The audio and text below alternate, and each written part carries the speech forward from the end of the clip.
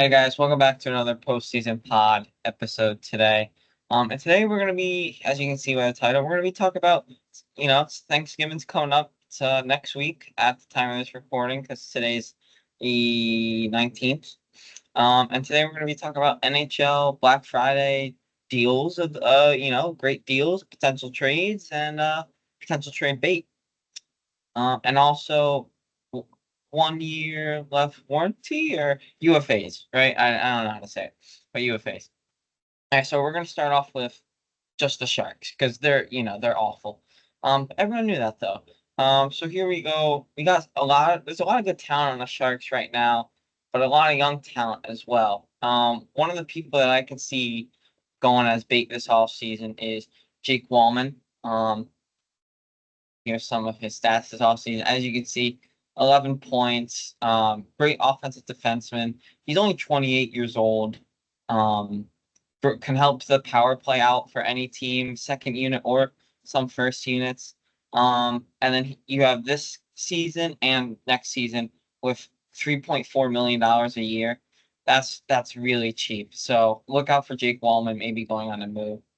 Staying with the D man of the Sharks, we got Cody Ceci. He played really, really good, solid defenseman hockey for the Oilers last season, especially in the Stanley Cup and that playoff run that they had. Obviously he's not a point getter, so I'm not going to put his points up, but he does have 4 points this year. He's a solid veteran. He's a UFA next season, so he's on a $3.2 million cap hit right now. Still another cheap defenseman. You know you're going to get with him. And yeah, safe option, but a great option. And we got Mikael Granlund here, a forward for the Sharks. Now, he does have a $5 million cap hit, and he's a UFA next offseason, but it could be a 1 year rental for teams trying to push the playoffs. He's a point per game right now, 20 games in, 20 points. He's playing great. He's always been really, really good. Yeah, Mikael Granlund, I could see him going for a numerous teams making trying to push for the playoffs, maybe even the Hurricanes being one of them. And then finally for the Sharks, we got Mackenzie Blackwood. There's a lot of teams right now in the goalie market, maybe as a fringe starter or as a backup in general. And he's a great option right now. He's playing some really good hockey as of late. He's 2.3 mil cap hit, which is extremely cheap in this new goalie market. And he's a UFA next season. Like I said, backup fringe. He's playing really good. The Sabres, they just sent down Devon Levy, and they brought up James Reimer to back up Ukko-Pekka Luukkonen. So maybe the Sabres could be a fit, or even the Avalanche. He's got a 9/11 save percentage right now.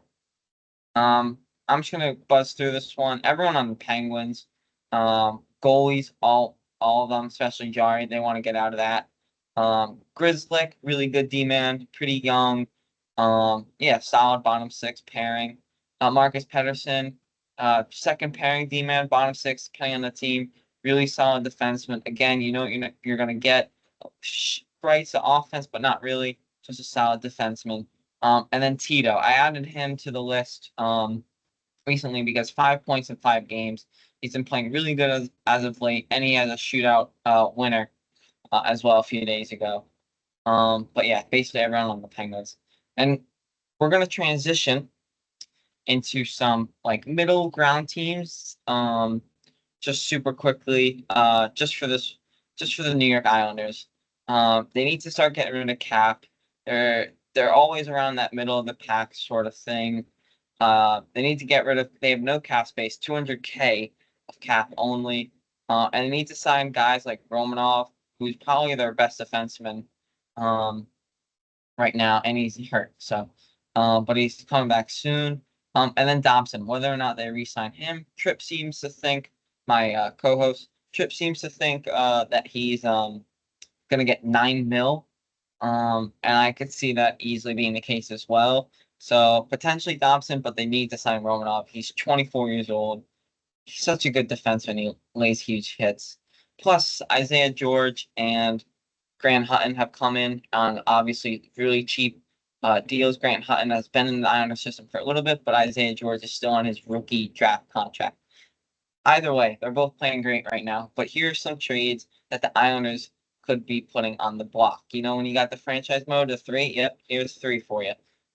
Engvall. Pierre-Luc Engvall has a $3 million cap hit till 2029-2030 season. Lou Lamoriello, the Islanders GM, called him not even a bottom six forward anymore. And when Duclair and Barzal get back from injuries, he will not be in the lineup anymore. So if we can get rid of him, that'd be great for the Islanders, great for their cap. And then here we go. We got two defensemen who've been playing awful for like the past 2 years, I'd say. We got Pelech. I think he was an all-star at one point. And I think a new location could maybe respark his career. He's on a $5 million cap hit till 2028.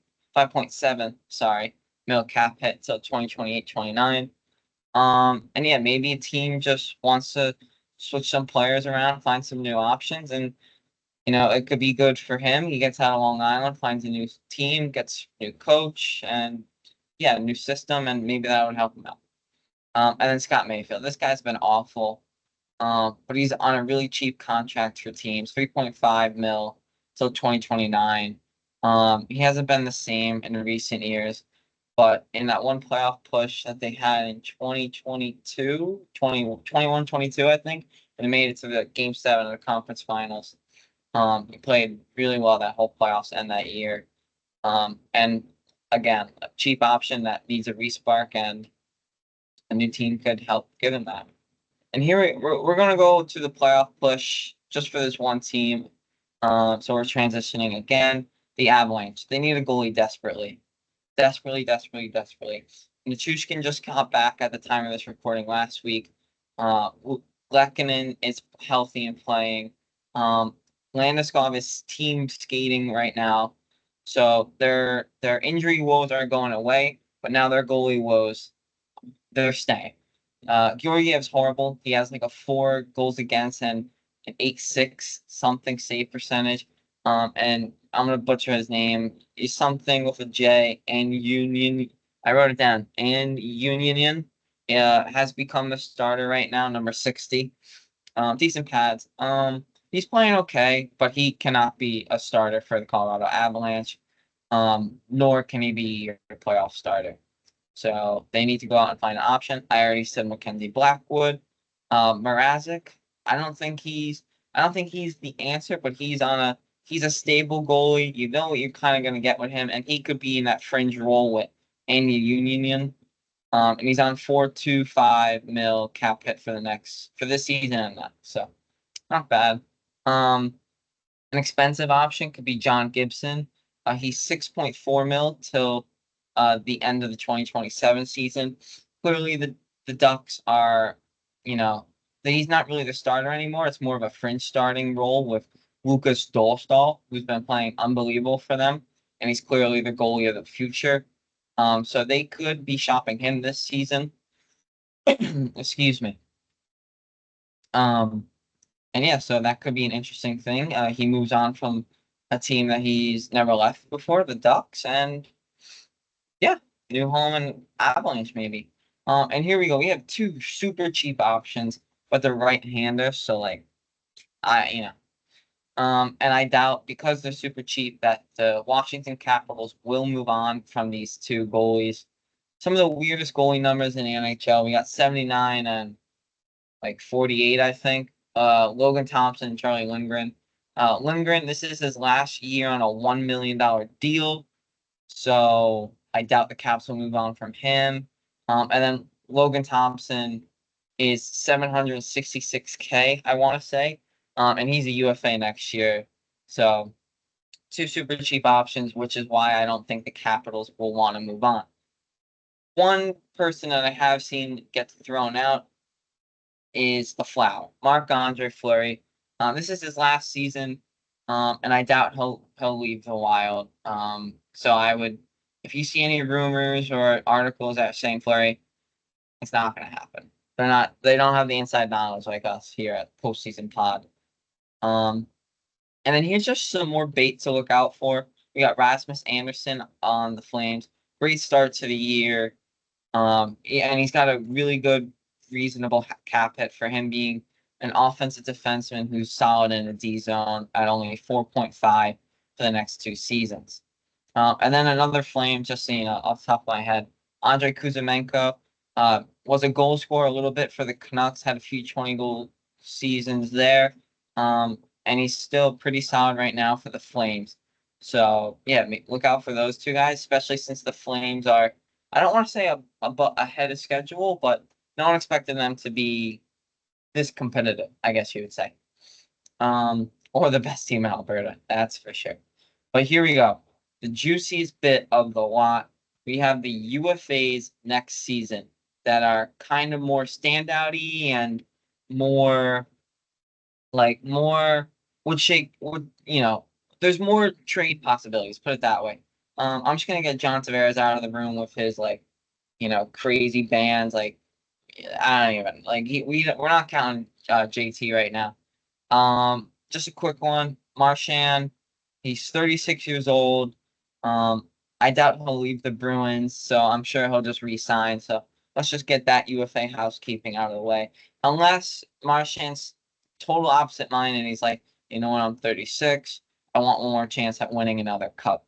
But he's scoring the C right now for the Bees, who are not doing so good. There was actually booze last night in a 5-1 home loss to the Columbus Blue Jackets. So, but yeah, I can see him re-signing for sure.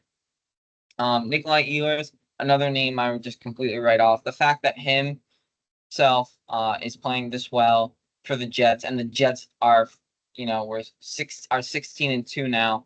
I doubt they'll want to move on from him, and it's hard to find people that love the city of Winnipeg and really like playing there. It seems like Ehlers likes playing there at least. So I doubt they move on from him. And they pay him what he deserves. Sam Bennett, 28 years old, young, gritty player, goes to the net, scores goals, good penalty killer. He'll get paid, but the Panthers don't really have a lot of salary for what he would get. So he might. I've seen Toronto linked to him. I've also seen the Rangers linked to him. And I've also seen teams like in a swap deal like the Kings and everything. So it's interesting to follow Sam Bennett. I wonder if he'll take a team-friendly deal. But I feel like he'll want to go and get paid, especially because he's 28 years old. The way the league's going, it's like a 6-8 year long deal. So maybe he's either going to take, a team-friendly deal in the long run, gets paid in the back, or he'll get one more contract somewhere and he'll get paid like an 8x8 or something. Another one, young, they call him the Moose. He's huge. He's like 6'5" on skates, and he's a goal scorer, right? Mikko Rantanen of the Avalanche. And this is a weird time for the Avs in general. You have guys like Taves, Girard, Lehkonen, Paul Cotter, who's been playing unbelievable. Not Paul Cotter. It might be Paul Cotter. I don't know if that's right. And then you have Nathan McKinnon, Cale Makar, and Mikko Rantanen, and the Chushkin. So I mean, it's kind of like a weird, like, where do they find themselves? I could see Mikko Rantanen re-signing for the Avs. Knows the system, loves power play one, loves the city, great fans love him. But he'll get paid for sure, because who doesn't want a 6'5", almost 90, 80 point guaranteed goal scorer on your team, 70 points guaranteed on your team. But then the biggest name, I'd say, especially for all you in Leafland, Mitchie Marner. I'm on the side that says trade him now before you lose him, because this guy is going to want $11 million. And yes, he plays really good defense, Selke. Yes, he scores a lot of points, but it's like, I'm being exaggerative, but it's like 1 goal and 99 assists. Like his first thing is to pass every time, but you need to shoot the puck. He's playing really, really well right now. So I mean, he's making their decision tough for Toronto. But if Toronto, in my opinion, if they want to get past the hump, they deal Marner while they can. They can get so much in return for him. They don't need a goalie anymore. I'd say keep with Stolarz and Woll. They have Tanev now in the decor, who's been playing really well. They have Morgan Riley still there. They have Olio, who they kind of overpaid. but you can get a lot. You can get draft picks. You can get some bottom six forwards to fill in. Like, I don't think Ryan Reeves is good for that role. For the Leafs, I guess. I don't think he's got that step like he used to have, or that presence, I guess you'd say. But yeah, I mean, a lot could be done with a Mitch Marner trade, and those are some huge UFAs that and I'm not including guys like Brock Besser because the Canucks are just going to re-sign Brock Besser. But look out for all those Black Friday deals and potential trades that could go down in the NHL and maybe in the holiday season or towards the deadline in March. So I'll catch you guys next time. See ya.